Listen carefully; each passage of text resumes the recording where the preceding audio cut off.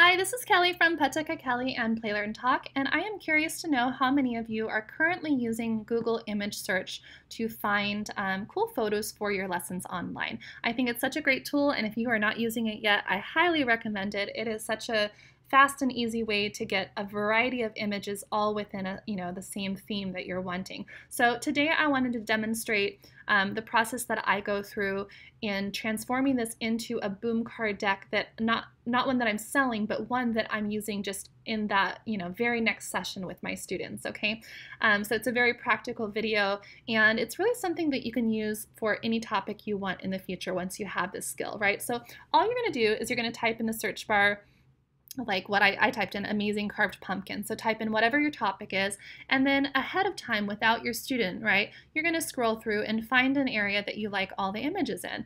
Now you do this because, I'm sure you guys have all experienced this, but you're scrolling through and you're like, oh, like I'm a little wary to keep scrolling because some of the images that are popping up are like not age appropriate or not appropriate at all, right? So to avoid that, we're going to do it ahead of time. So you simply would screenshot it, and then you're going to come over to your boom card station here, and what you're going to do is you're going to layer it. You need to have this magical mirror here, or magical flashlight, or one of those magical revealing tools. I have another tutorial to show you how to make one yourself. And you can also purchase this one in my store, but you can totally make one on your own.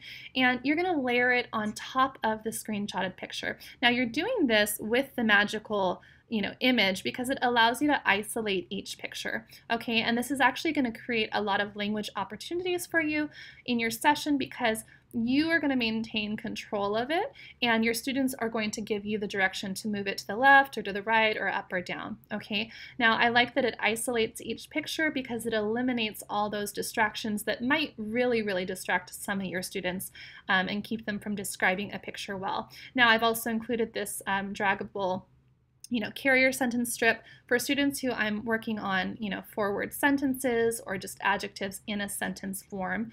And I like this being draggable because I can, move it around to any picture, move it over, and it's right there. Okay, so it's pretty quick once you have that screenshot. You just have the 3 steps.